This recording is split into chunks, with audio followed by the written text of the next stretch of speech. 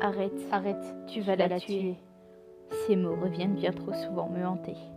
Je n'étais qu'une enfant terrifiée à l'idée de ce qui se déroulait. Mes yeux commençaient doucement à se fermer et je ressentais à peine les coups que tu m'infligeais.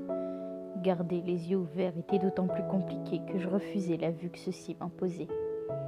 Tu étais là, ma propre mère penchée sur moi, me donnant des coups sans que je comprenne pourquoi. J'ai pleuré, j'ai hurlé, mais ça ne t'arrêtait pas. Tu continuais à frapper plus violemment chaque fois. Je n'étais qu'une gamine, je n'avais rien demandé. Je croyais encore naïvement aux princesses et aux crapauds se transformant soudainement en prince charmant après un baiser.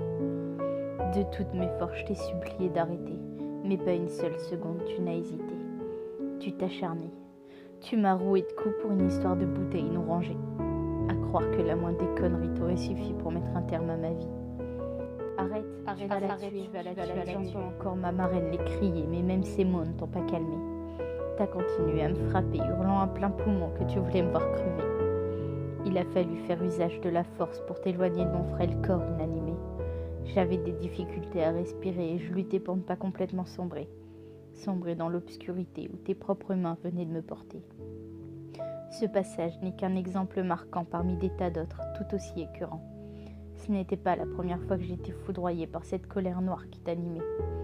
Et puis, ça ne s'est jamais vraiment arrêté. Pendant toute mon enfance, j'ai tout fait pour te plaire, priant pour ne pas avoir à affronter de nouveau ta colère. Mais tout ce que je pouvais faire ne suffisait pas. À la moindre occasion qui se présentait, tu t'en prenais à moi.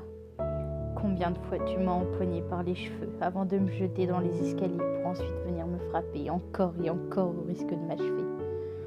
J'allais tout le temps le week-end chez papa, espérant trouver refuge là-bas, mais il ne se passait pas une journée sans que son taux d'alcoolémie ne soit trop élevé. L'alcool le rendait violent et je prenais les coups constamment. Je rentrais à la maison avec de nouveaux bleus sur le corps et tout recommençait. Encore. Tu ne savais plus quoi inventer pour te divertir de mes blessures. Genoux sur mon chabalet jusqu'à ce qu'il devienne violet et que je ne sois plus capable de me relever. Ou encore, main sur la tête et dos droit, jamais courbé. Ça pouvait durer des heures, tu ne t'en lassais jamais. Allez, avoue que ça t'amusait. J'avais 7 ans et je devais supporter ça sans rien dire, me demandant constamment ce que j'avais pu faire de mal pour que tu veuilles tant me voir souffrir.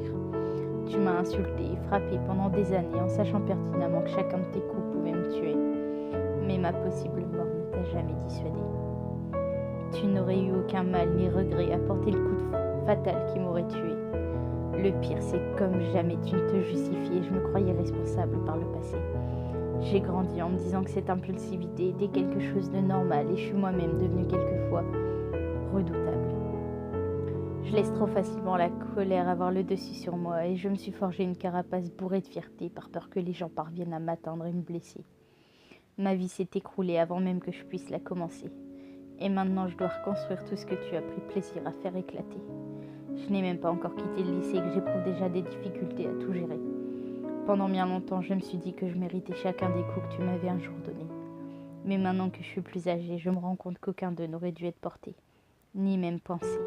Ils étaient tous injustifiés, et je crois que jamais je ne pourrai te pardonner cette inhumaine cruauté.